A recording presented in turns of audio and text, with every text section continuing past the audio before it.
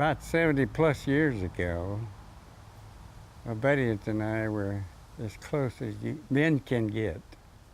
We were close to the fact that we protected each other as much as we could humanly possible. We could keep each other from getting killed, but we could protect each other. And we'd give our lives to do that. It was understood. You didn't talk about it. It was understood. That was 70 years ago. And I thought at the time that would be the only time in my life that I'd be that close to men. This close. Can't get any closer.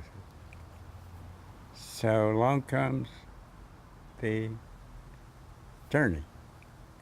Well, prior to that, I'd been a part of men's groups, accountability groups, and it was good, but it wasn't the heart.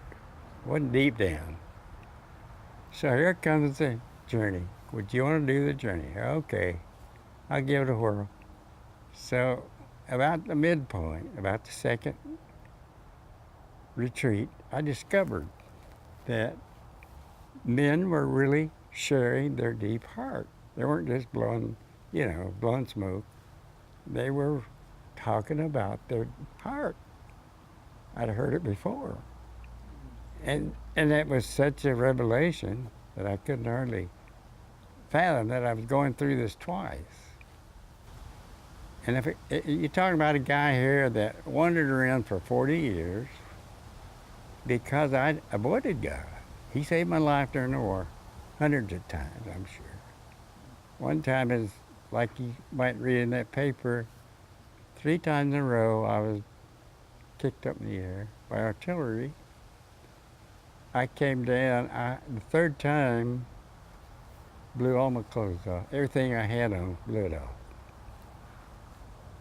And I walked away with powder burns, but no scratches, not even a scar. How close can he test you to protect you is what I'm asking. That close.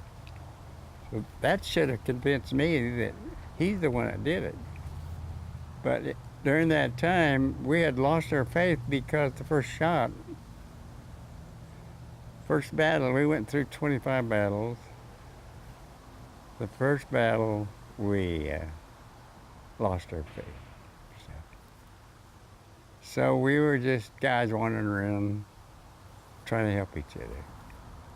But so when I got back, we had the kids, we had all this, went to church, and I was just going through the motion. I was just going to church with the kids.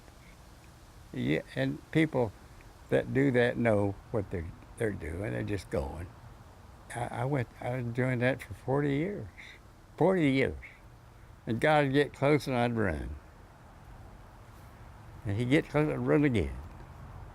So finally one time, I was working with the Kirk Carpenters. I don't know, you probably don't know about that, but it's where you go out and help people and build ramps and do all that. I was leading it. And about the 10th year, he said, I don't know what you consider a nudge from God, but this was a nudge from God. And his nudge was, Erwin, I want you to go on a foreign mission trip. And I want you to go as soon as you can. So who was I to say to God, no, I don't do that kind of stuff. I'd been on some mission trips. So I went down to Brazil. It was a place north of Rio, about 200 miles, and we were working on a missionary college, building a cafeteria. And everything was just perfectly tuned. These people were very hospitable, they were very spiritually minded, and they were just really nice people. And by the end of that, I just said, Lord, I'm through. Take me. I'm yours. So I cried, got it all out, came back just on fire for God. And ever since, I've been trying to help him. And if you've never had peace of mind, in my case, for 40 years, you don't know what peace of mind means. Don't ever try to run from God. You just can't do it. He'll just keep after you. So you better pay attention. Pay attention to God. That's all I can say. He's asking you to do something.